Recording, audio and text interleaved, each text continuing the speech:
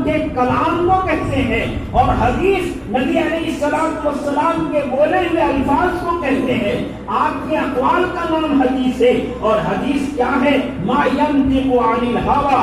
اللہ تبارک و تعالیٰ نے کہا کہ محمد صلی اللہ علیہ وسلم اپنے طرف سے کچھ بھی نہیں بولتے ہیں، بلکہ ما ینطق عن الہوی ان هو الا وحی یوحی۔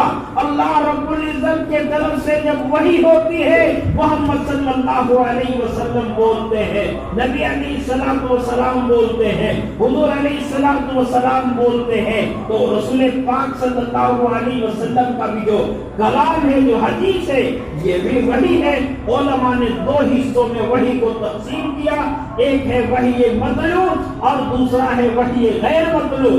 وحی مطلوع قرآن کی شکل میں ہمارے پاس موجود ہے، جو ہم اس پر ایمان رکھتے ہیں۔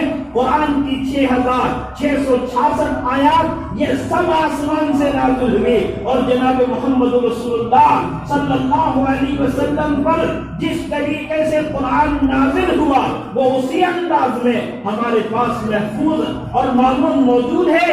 اس لیے کہ اللہ تعالیٰ نے اس کی حفاظت کی ذمہ داری لی تھی، اور ایسے ہی قرآن وحی مطلوع ہے، اور جناب رسول پاک صلی اللہ علیہ وسلم کی احادیث وحی غیر مطلوع ہے۔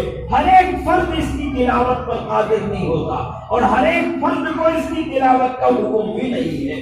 اس لیے اس بات کو سمجھیے۔ تو میں عرض یہ کر رہا تھا کہ اللہ سے ہم نے دعا مانگی نماز میں، صراط مستقیم عطا کیجیے، صراط مستقیم پر چلائیے۔ تو ہر ایک آدمی اپنے اپنے دماغ سے سیدھے راستے کی تلقین کر لیتا۔ آج دیکھیے دنیا میں جتنے فرقے ہیں، کون کہتا ہے کہ میں گمراہ ہوں، کون کہتا ہے کہ میں غلط راستے پر ہوں۔ ہر ایک فرقہ، ہر ایک مسلک والا، ہر ایک نظریات رکھنے والا دوسروں کو کہتا ہے کہ وہ گمراہی پر ہے، وہ غلط راستے پر ہے، وہ غلط راستے پر ہے۔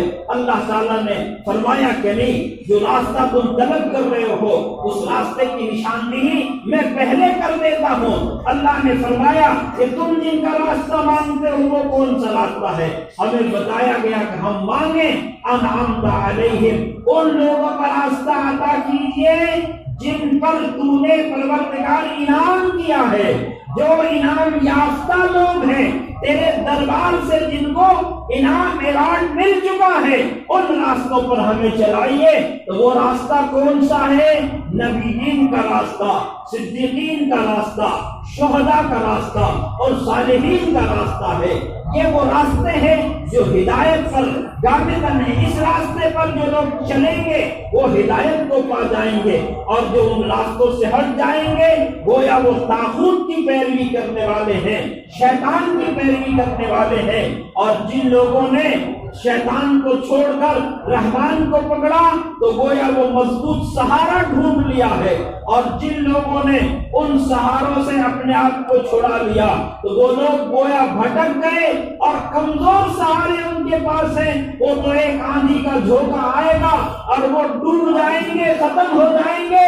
اس لیے کہا کہ دنیا میں عزت کا جو معاملہ ہے، دنیا کے اندر عزت تو اللہ تعالیٰ نے عام کر دیا کہ عزت تو اللہ کے لیے ہے، عزت اس کے رسول کے لیے ہے، اور عزت عام مسلمانوں کے لیے، مومنین کے لیے ہے، اور سربلندی مسلمانوں کے لیے ہے، بڑائی مسلمانوں کے لیے ہے۔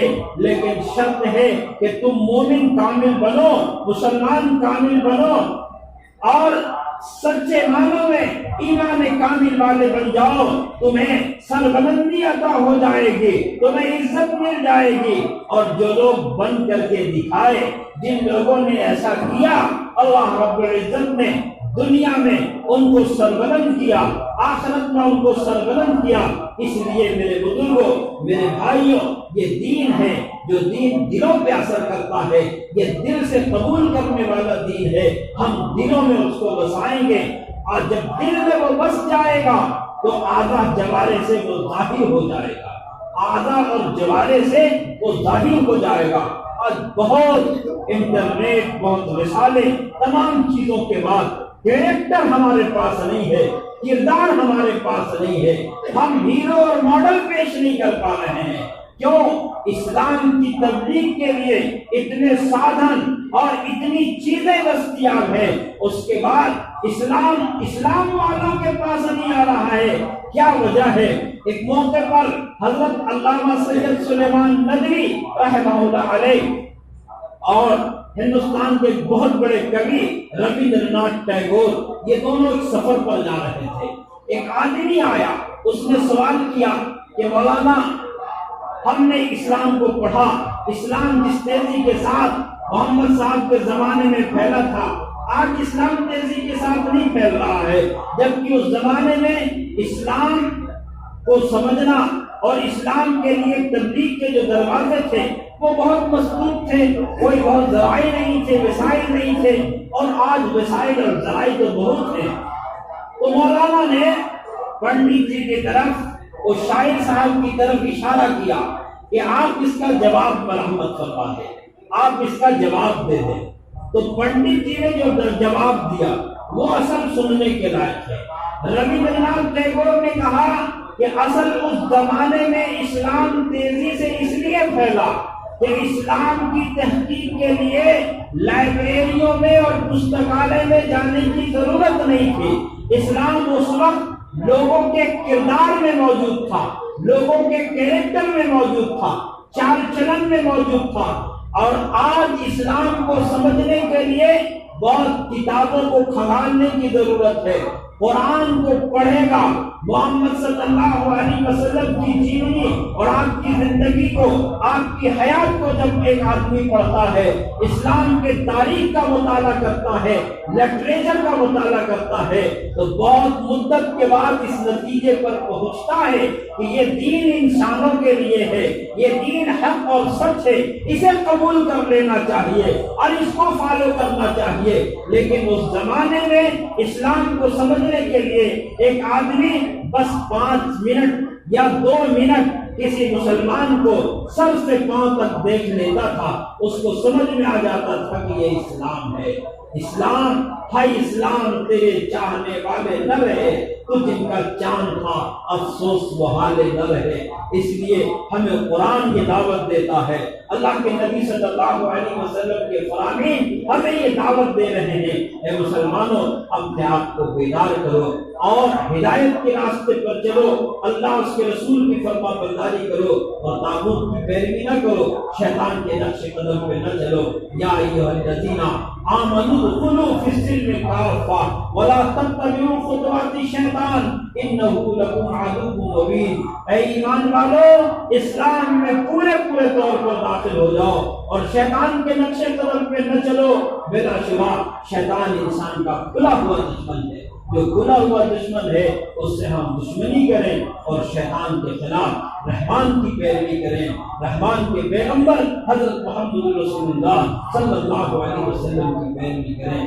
اللہ اور اس کے رسول کے بتائے ہوئے اصولوں کو، طریقوں کو اپنی زندگی میں داخل کریں گے، دنیا میں انقلاب آ جائے گا. اللہ تعالیٰ ہم کو اور آپ کو اور پوری امت مسلمہ کو صحیح طور پر اسلام کی پیروی اور اسلام کی پابندی کرنے کی توفیق عطا فرمائے. نستغفر اللہ لی ولکم ولسائر المسلمین فاستغفروہ انہ هو الغفور الرحیم. سنتوں سے